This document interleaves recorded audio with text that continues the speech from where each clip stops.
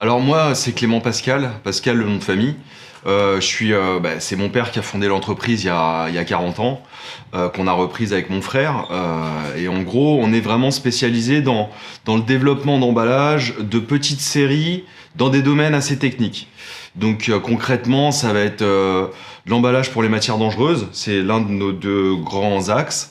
Actuellement, on a des problématiques. En fait, on est en train de développer une gamme d'emballage pour tout ce qui est batterie lithium défectueuse. Et après, la deuxième partie de notre activité, c'est vraiment le médical, où c'est pareil, on va avoir des gammes d'emballage en fait pour tout ce qui est matière infectieuse, des épidémies, où il faut rapatrier justement des échantillons pour faire des analyses au niveau des laboratoires de recherche de Sanofi, etc. Et après, il y a la partie transplantation et qui a fait en fait connecter E3 Cortex à Synox, parce que tout simplement, on avait besoin vraiment d'avoir une traçabilité des organes avec notre gamme d'emballage qui s'appelle le Vital Pack. Enfin, c'est pas une gamme, il n'y a qu'un seul emballage. Le Vital Pack qui permet de transporter tout type d'organes depuis 15 ans en France.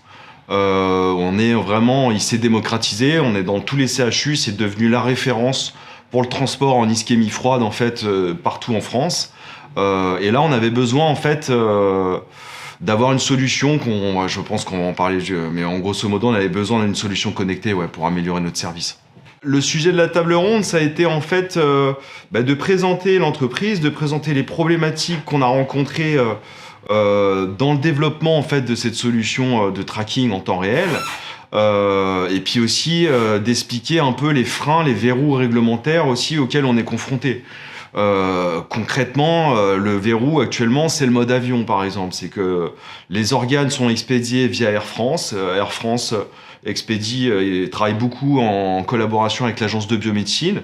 Gratuitement en plus, il faut quand même le préciser, c'est l'un des seuls pays en France, dans le monde, pardon, où les compagnies aériennes expédient les organes gratuitement, c'est en France.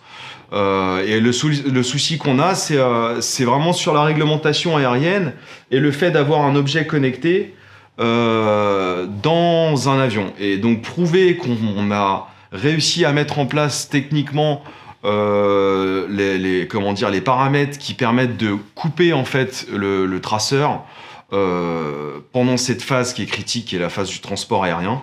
Pour ce faire, il fallait en fait avoir plusieurs paramètres qui étaient imposés par la DGAC et la réglementation IATA. On a réussi à mettre en place les paramètres avec Ercogéner et Synox.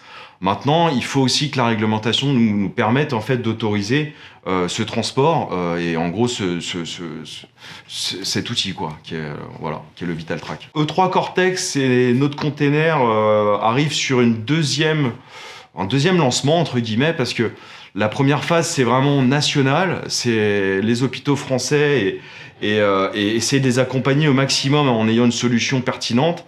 La deuxième phase, c'est vraiment de pouvoir essayer de développer aussi le marché européen, pour lequel on est vraiment prêt, parce qu'on avait une dernière problématique, c'était le rapatriement de nos containers, qu'on a en fait maintenant levé grâce à cet objet connecté, qui permettra en fait au propriétaire du container de pouvoir savoir dans quel hôpital il est,